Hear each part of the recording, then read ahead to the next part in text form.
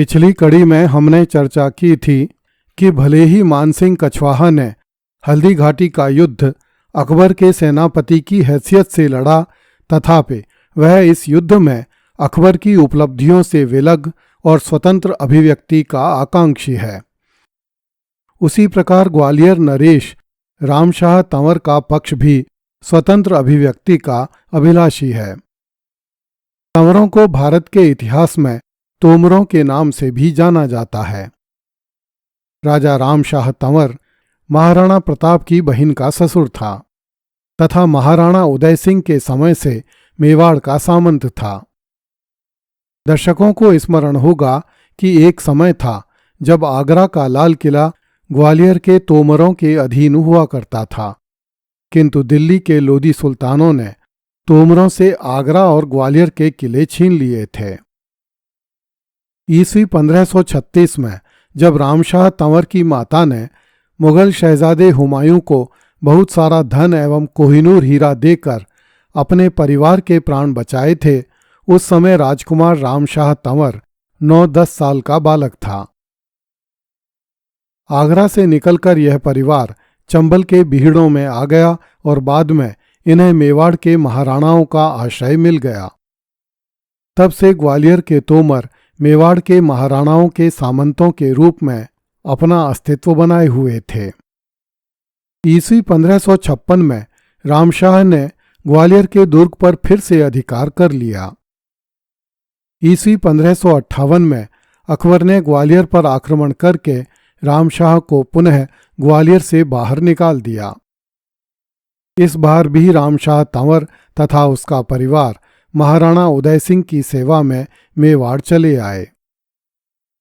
महाराणा उदय सिंह ने रामशाह के पुत्र शालिवाहन से अपनी एक पुत्री का विवाह कर दिया तथा रामशाह को प्रतिदिन 800 रुपये की वृत्ति बांधकर 20 लाख रुपये वार्षिक आय की जागीर प्रदान की थी। जब ईस्वी 1567 में अकबर ने चित्तौड़ पर आक्रमण किया, तब यही रामशाह तोमर महाराणा उदय सिंह के साथ पहाड़ियों में गया था। हल्दी घाटी के मैदान में रामशाह तोमर महाराणा प्रताप के घोड़े के ठीक सामने रहा और रण क्षेत्र में उसने महाराणा की सुरक्षा का दायित्व निर्वहन किया। उसके तीनों पुत्रों शालिवाहन, भवानी सिंह तथा प्रताप सिंह ने भी इस युद्ध में भाग लिया। उसका एक पुत्र महाराणा की गज सेना का अध्यक्ष था तथा एक पुत्र महाराणा की अश्व सेना का अध्यक्ष था। युद्ध क्षेत्र में जगन्नाथ कछवाहा ने वीरकुल शिरोमणि रामशाह तंवर के प्राण लिए थे। रामशाह के बलिदान के बाद राजकुमार शालिवाहन के नेतृत्व में तोमर वीरों ने मुगलों की सेना पर ऐसा प्रबल धावा किया कि मुगल सेना हल्दी घाटी के मैदान से 5 कोस दूर भाग गई। राजा रामशाह के तीनों पुत्र अपने 300 तोमर वीरों सहित इस युद्ध में रणखेत रहे। खमनौर तथा भागल के बीच जिस स्थान पर तंवरों की छतरियां बनी हुई हैं, वह स्थान रक्ततलाई कहलाता है, क्योंकि यहाँ रामशाह के पुत्रों एवं तोमर सैनिकों ने भयानक मारकाट मचाई, जिससे रक्त की तलैया बन गई। वीरवर रामशाह तंवर, उसके पुत्र तथा सैनिक इसी तलैया में अपना रक्त मिलाकर शोणित की वैतरणी को पार कर गए। भारत का इतिहास तंवर वीरों के अमर बलिदान पर गर्व करता है। निर्विवाद रूप से यह कहा जा सकता है कि इस युद्ध में यदि किसी ने सर्वाधिक बलिदान दिया था तो वह रामशाह तंवर तथा उसका परिवार ही था। कर्नल जेम्स टॉड ने हल्दी घाटी युद्ध को अत्यंत महत्व देते हुए इसे मेवाड़ की थर्मोपेली और दिवेर युद्ध को मेवाड़ का मैराथन लिखा है। दर्शकों की सुविधा के लिए बताना समीचीन होगा कि दिवेर का युद्ध हल्दी घाटी युद्ध के 7 साल बाद ईस्वी 1583 में हुआ था। आधुनिक काल में कर्नल टॉड को ही हल्दी घाटी युद्ध को प्रसिद्ध करने का श्रेय जाता है। वास्तव में हल्दी घाटी का युद्ध कई प्रकार से थर्मोपेली के युद्ध से बढ़ चढ़कर था। थर्मोपेली के युद्ध में यूनान वासियों की हार तथा लियोनिडास की मृत्यु हुई थी, जबकि हल्दी घाटी के युद्ध में मेवाड़ वासियों की विजय हुई थी तथा महाराणा प्रताप दीर्घ काल तक सुखपूर्वक जिया था। थर्मोपेली के युद्ध में यूनान वासियों ने लियोनिडास को धोखा दिया था, किंतु हल्दी घाटी के युद्ध में किसी मेवाड़ वासी ने प्रताप से धोखा नहीं किया था। इस कारण हल्दी घाटी तथा थर्मोपेली की परस्पर तुलना नहीं की जा सकती, किंतु थर्मोपेली के युद्ध तथा उसके नायक लियोनिडास को संपूर्ण यूरोप में जो प्रसिद्धि मिली थी, ठीक वैसी ही अपितु उससे भी बढ़कर हल्दी घाटी के युद्ध तथा उसके नायक महाराणा प्रताप को भी विश्वव्यापी प्रसिद्धि प्राप्त हुई थी।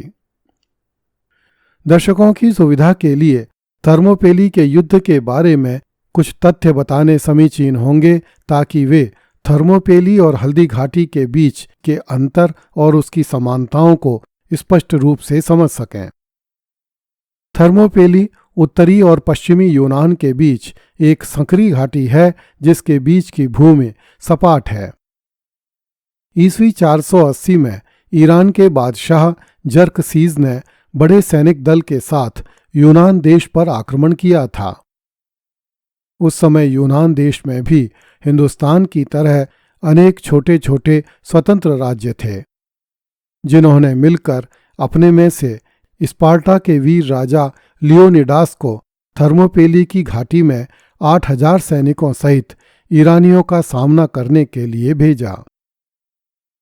ईरानियों ने कई बार उस घाटी को जीतने का प्रयास किया, परंतु हर बार उन्हें बड़े नरसंहार के साथ पराजित होकर लौटना पड़ा। अंत में एक विश्वासघाती पुरुष की सहायता से ईरानी लोग पीछे से पहाड़ पर चढ़ आए।